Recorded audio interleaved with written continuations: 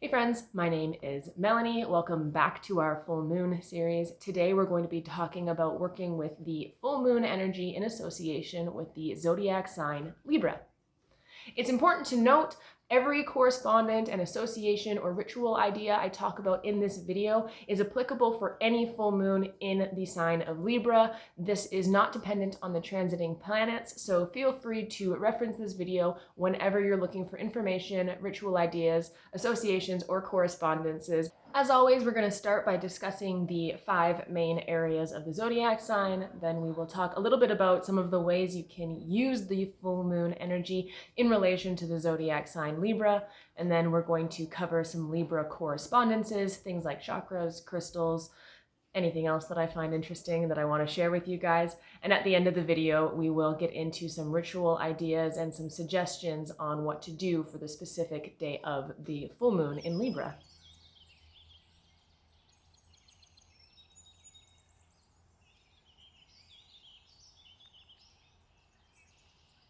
Libra is a cardinal air sign that is at home in the 7th house. Its planetary ruler is Venus, and its astrological glyph is the scales.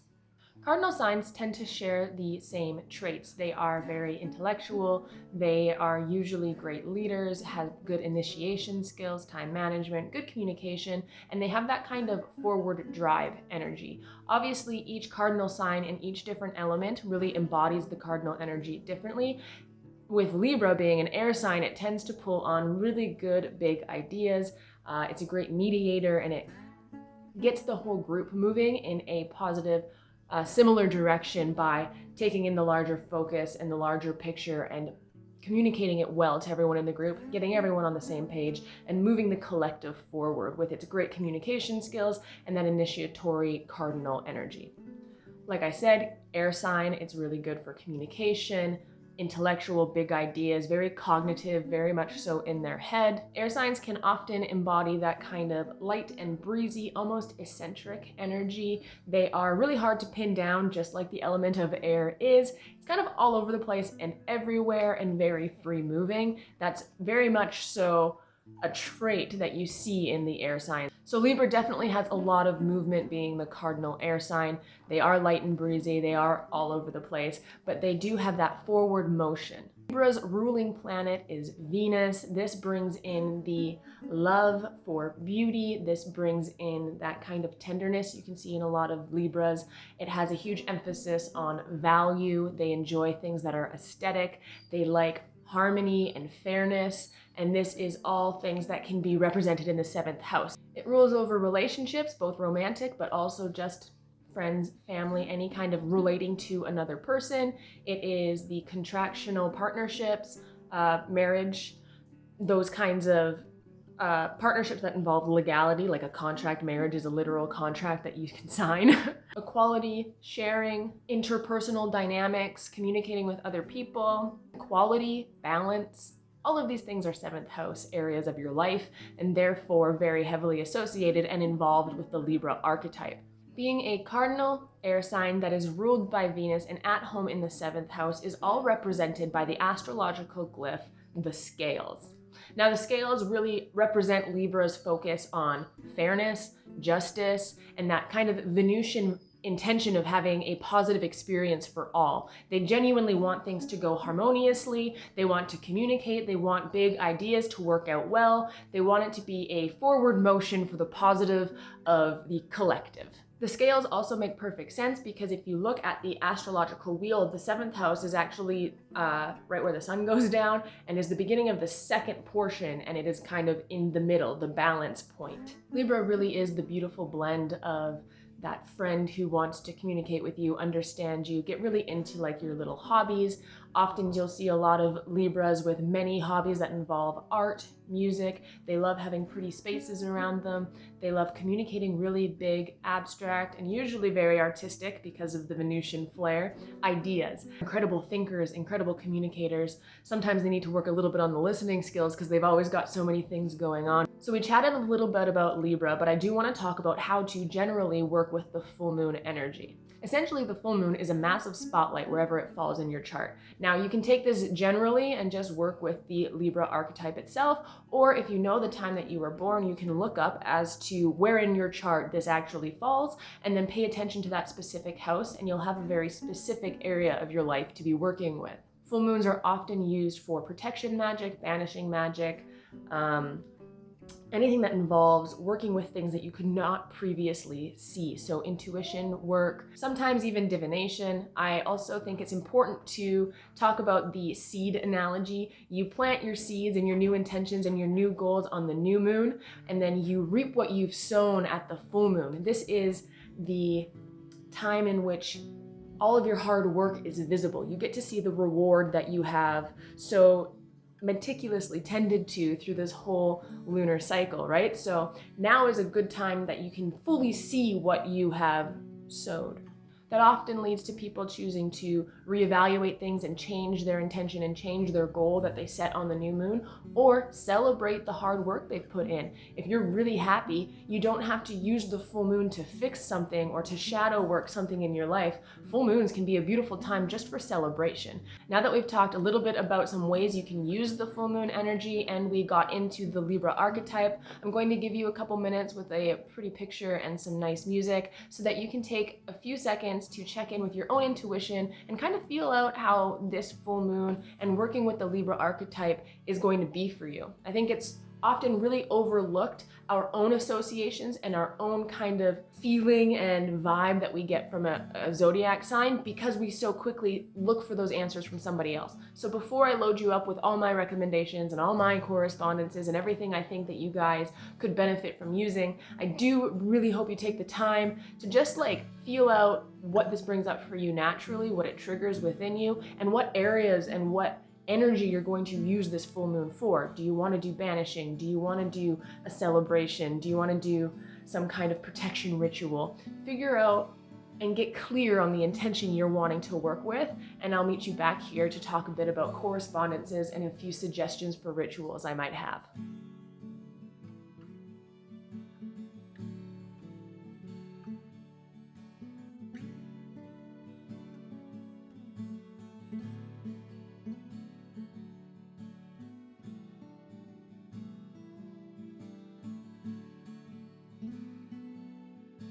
Before we get into correspondences, I am going to do a little disclosure.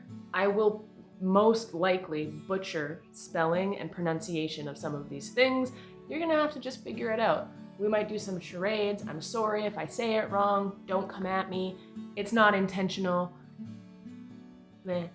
Okay, we're gonna jump right in with people's usual hot topic favorite thing to talk about when it comes to correspondences and associations, which would be crystals. So crystals associated with the Libra archetype would be ametrine for balance, aquamarine because it opens the mind and gets those thoughts moving clearly, black tourmaline for protection as well as kind of preventing anxiety if your mind is too open, and blue tiger's eye to bring in some harmony and balance, which Libras love.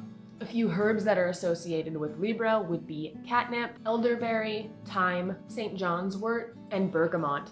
I do want to mention, if you're looking to do some kind of herbal healing, make some kind of tea, or you're doing any kind of medicinal wellness aspect during this full moon, working with adaptogens is incredible. So there is a huge broad category of herbs that are classified as adaptogens because they really benefit your body's systems that maintain homeostasis. If you don't know what homeostasis is, it's your body's natural balance point. So adaptogens are herbs that support the systems in your body that can help regulate your body's response to stress. They can help regulate your cortisol levels.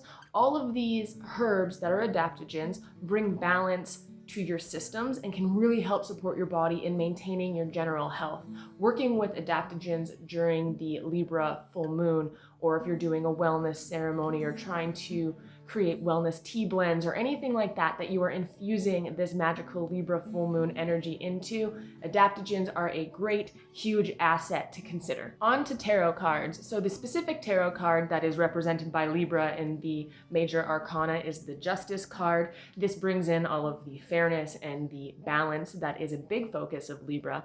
But I also would consider the entire suit of swords associated with Libra, because Libra is an air sign and air is represented by the swords in the tarot, specifically the Two of Swords, making those choices, weighing out the pros and cons. It's very Librarian. Librarian? It's very Libra energy. The chakra associated with Libra is the heart chakra. To me, this is very obvious because Libra is ruled by Venus. It's all about how you relate to other people, the love you bring in, balance, harmony, kindness, all very heart chakra energy. Animals that are associated with Libra would be gray wolf, there is the raven, swan, as well as foxes. These animal associations have different meanings and different reasons for each. For example, the gray wolf, because it has a huge focus on its family relations, how the structure of the family is run. It's hugely present in a gray wolf's life, and that is associated with the relationships and the partnerships that Libra represents. The fox, because it's extremely clever, brings in that air sign, that very intellectual, quick thinking, and fast moving energy. The swan, the Venusian beauty, the transformative elegance, that's very Venusian as well. A goddess associated with Libra would be Themis. Themis, I'll put the name up here, sorry. Themis, Themis. Associated, she's the goddess of justice. Body parts associated with Libra would be the kidneys, skin, your lumbar region, and the bum. Colors associated with Libra would be pale pink, pale or baby blue, lavender, peach, very muted, easy on the eye, light spring colors.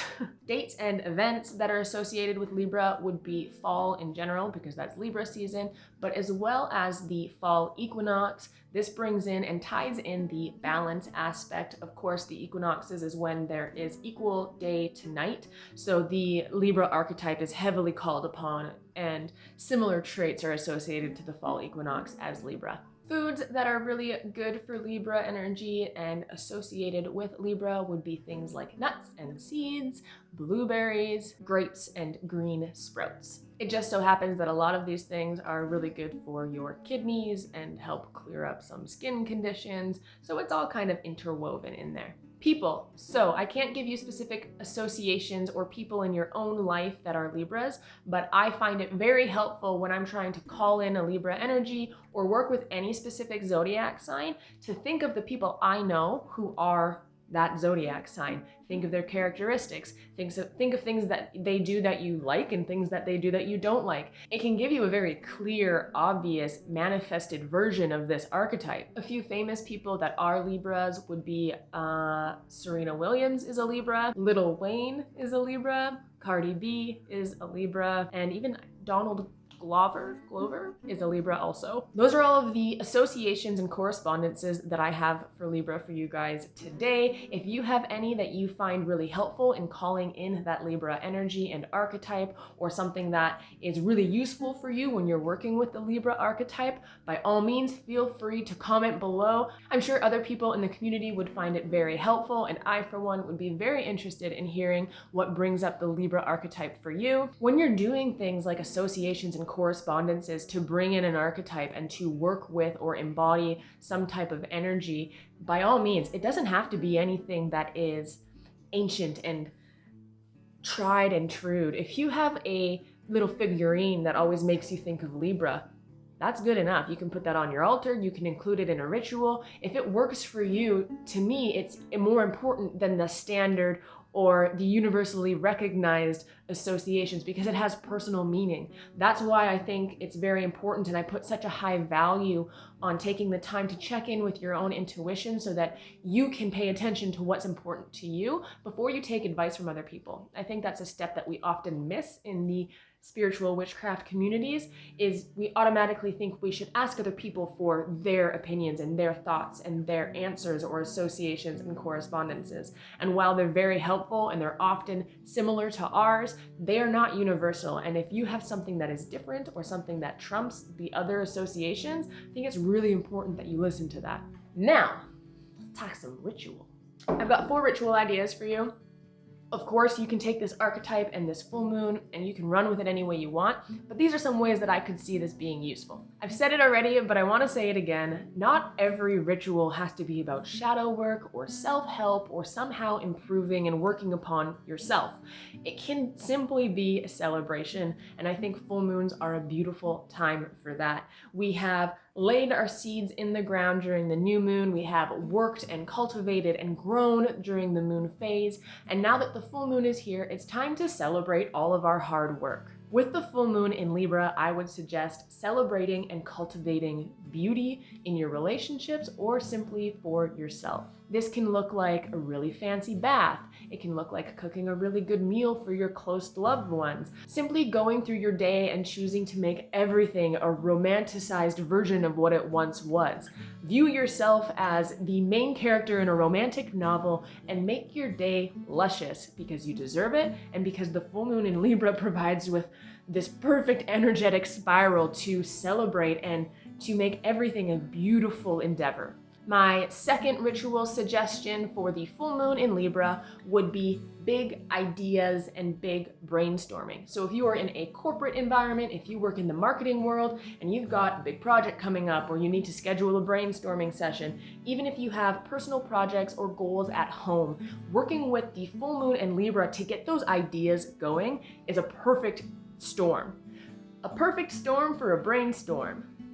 Libra is air and they are cardinal. They might not be exactly organized, but if you're looking for ideas and you're looking for fun, exciting, and especially if you're in marketing because it brings in that Venusian energy as well, it's very aesthetically pleasing, this is a great time to get those ideas going, jot them down, and execute them later on, but you can definitely come up with some really cool, innovative things. So if you're wanting to do things like banishing work or protection magic, I would suggest looking at things that disrupt your inner peace or take you out of a harmonious state in your life and banishing those or protecting yourself from them. Now, my fourth ritual idea I do want to present with a sub note of caution.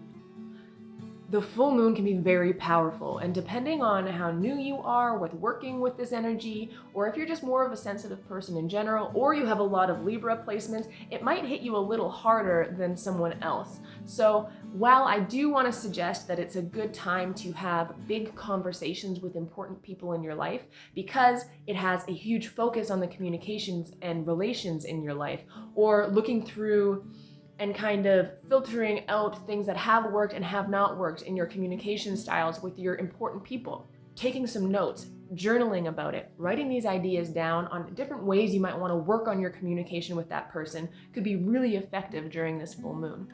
If you're feeling pretty confident about your ability to regulate your feelings and to stay grounded during this process, by all means, attempt to have serious and important conversations with the people in your life.